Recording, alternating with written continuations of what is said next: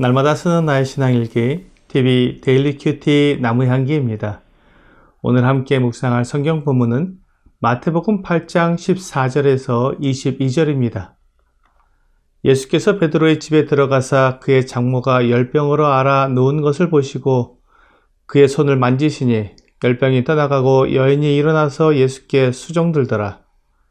저물매 사람들이 귀신 들린 자를 많이 데리고 예수께 오거늘 예수께서 말씀으로 귀신들을 쫓아내시고 병든 자들을 다 고치시니 이는 선지자 이사야를 통하여 하신 말씀에 우리의 연약한 것을 친히 담당하시고 병을 짊어지셨도다 함을 이루려 하심이더라. 예수께서 무리가 자기를 애워싸는 것을 보시고 건너편으로 가기를 명하시니라. 한 서기관이 나와 예수께 아뢰되 선생님이여 어디로 가시든지 저는 따르리이다. 예수께서 이르시되 여우도 굴이 있고 공중의 새도 거처가 있으되 인자는 머리 둘 곳이 없다 하시더라. 제자 중에 또 한 사람이 이르러 주여 내가 먼저 가서 내 아버지를 장사하게 허락하옵소서. 예수께서 이르시되 죽은 자들이 그들의 죽은 자들을 장사하게 하고 너는 나를 따르라 하시니라. 오늘 본문에서 마태는 다시 한번 주 예수님의 치료의 능력을 보여주고 있습니다. 특히 베드로의 집에 가셔서 베드로의 장모를 치료해 주신 것을 말하고 있습니다. 베드로의 장모는 열병으로 앓아 누워 있었습니다.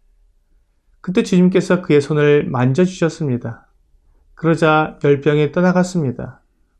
그런데 더 놀라운 것은 열병으로 앓아 누웠던 여인이 일어나서 예수님과 제자들을 섬긴 것입니다. 일반적으로 열병을 앓게 되면 회복되는데 시간이 많이 필요합니다. 하지만 베드로의 장모는 열병이 낫자마자 정상적으로 활동할 수 있었던 것이었습니다. 예수님께서 베드로의 장모를 치료해 주신 모습은 앞에서 보았던 나병 환자가 즉시 깨끗함을 받은 것과 중풍병자가 즉시 나은 것과 함께 예수님의 완전하신 능력을 보여주고 있습니다.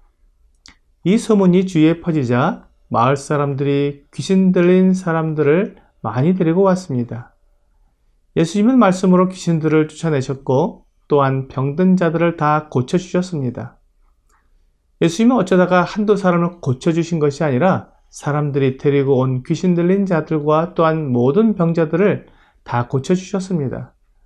예수님의 능력은 예수님이 하나님께서 말씀하신 구원자, 메시아이심을 증명하기에 충분했습니다. 마태는 이 모든 것을 통해 예수님이 다시 한번 구약성경의 예언을 성취하신 것으로 말씀하고 있습니다. 마태는 이사야 53장 4절의 말씀을 인용해서 주님을 증거했습니다. 그는 실로 우리의 질고를 지고 우리의 슬픔을 당하였거늘. 예수님은 완전하시고 거룩하신 분이시기에 고통이나 질병과는 아무 관계가 없으셨지만 사람들의 고통과 질병을 담당해 주심으로 주 예수님이 우리의 구원자이심을 보여주셨습니다. 주 예수님은 천년왕국에서 친히 왕으로 다스리실 것입니다. 그때는 마치 아담과 하와에게 죄가 없었으므로 동산에 아무런 악이나 고통이나 병이 없었던 것처럼 천년왕국이 그렇게 회복될 것입니다. 이 땅을 그렇게 회복할 능력이 왕에게 있음을 우리에게 보여주시기 위해 주님은 병을 고치시고 귀신도 내쫓아 주신 것입니다. 이 일로 인해 사람들이 예수님을 애워쌌습니다. 예수님의 능력을 보고 예수님을 자기들의 우두머리로 삼으려는 것이었습니다. 주님은 건너편으로 건너가기를 명하셨습니다. 주님께서 행하신 곳은 갈릴리 호수의 북쪽 지역인 가버나움이었기 때문에 배를 타고 건너편 마을로 가자고 하셨습니다. 주 예수님이 가리키신 곳은 갈릴리 호수의 동쪽 편인 데가볼리 지역의 가다라 마을이었습니다. 주님께서 건너편으로 가시려고 배가 있는 곳으로 가는 중에 서기관 한 사람이 주님께 나와 말했습니다.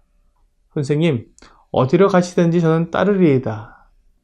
그러자 주님께서는 이해할 수 없는 대답을 하셨습니다. 여우도 굴이 있고 공중의 새도 거처가 있으되 인자는 머리 둘 곳이 없다. 주님께서는 이 서기관이 말을 하는 의도를 아셨기 때문에 그의 의도에 맞는 대답을 하신 것이었습니다. 서기관은 주 예수님의 말씀과 능력을 보면서 이분의 제자가 되면 큰 명성을 얻을 수 있을 거라는 생각을 한 것 같습니다. 그래서 주님께서 어디로 가시든지 자기가 따르겠다고 말한 것입니다. 그러자 주 예수님은 여우와 새의 경우를 예를 들면서 그들에게는 깃들일 곳이 있지만 주님은 그런 곳조차도 없다고 말씀해 주셨습니다. 서기관이 주님을 따르면서 얻고자 하는 그런 명성을 얻지 못할 것이라는 말씀이었습니다. 사람의 마음을 알지 못하는 우리들은 누군가 이렇게 따르겠다고 말하면 기뻐하면서 그를 반길 것입니다. 하지만 사람의 중심을 아시는 우리 주님은 그가 가진 세속적인 의도를 아시고 그 의도를 아예 처음부터 잘라버리신 것입니다. 만일 그가 정말로 주 예수님의 제자가 되고 싶었다면 주님의 그런 말씀에도 불구하고 주 예수님을 따랐을 것입니다. 그 다음에 다른 한 사람이 주님께 나아왔는데 그는 제자였습니다. 그런데 그가 예수님께 나아와서 주여, 내가 먼저 가서 내 아버지를 장사하게 허락하옵소서라고 말했습니다. 이 사람은 제자였기 때문에 예수님을 따르는 사람이었는데 그가 자기 아버지를 장사하기까지 집으로 돌아가겠다고 말한 것입니다. 언뜻 보면 이 말이 그렇게 문제가 될 것 같지 않지만 주님의 대답을 보면 이 제자의 요구는 문제가 있었던 것 같습니다. 주님께서는 죽은 자들이 그들의 죽은 자들을 장사하게 하고 너는 나를 따르라고 말씀하셨습니다. 아마 이 제자의 아버지는 나이가 많았기 때문에 죽음을 앞두고 있었을지 모르겠습니다. 하지만 아직 아버지가 죽은 것은 아니었습니다. 아마도 이 제자는 아버지에게로 가서 유산을 상속받고자 했을지도 모르겠습니다. 그 이유가 무엇이든지 간에 그는 주 예수님을 따르는 제자였기 때문에 그에게는 우선순위가 있어야 했습니다. 주 예수님은 죽은 자들이 그들의 죽은 자들을 장사하게 하라고 말씀하셨습니다. 제자가 지금 주 예수님을 따르는 것보다 더 우선적으로 생각하는 것은 제자에게는 합당하지 않다는 것입니다. 지금 그는 아버지의 장사를 생각하기보다는 주 예수님을 따르며 생명의 복음을 전하는 것에 더 관심과 신경을 써야 했습니다. 제자는 이 세상의 일로 인해 주님을 떠날 수 없습니다. 제자가 된다는 것은 이미 세상의 것들을 버렸다는 말이기 때문에 더 이상 그 일로 주님을 따르는 것을 중단할 수 없다는 것입니다. 오늘의 적용 질문을 보겠습니다. 주님을 따르는 제자로서 내가 포기한 것은 무엇이며 포기해야 할 것은 무엇인가요? 우리가 주 예수님의 제자가 되었다면 세상에 속한 일로 인해 주님을 따르는 일을 중단할 수는 없습니다. 그것이 돈이든지 명예든지 권력이든지 그 무엇이든지 우리 주님을 따르는 일보다 더 우선일 수는 없습니다.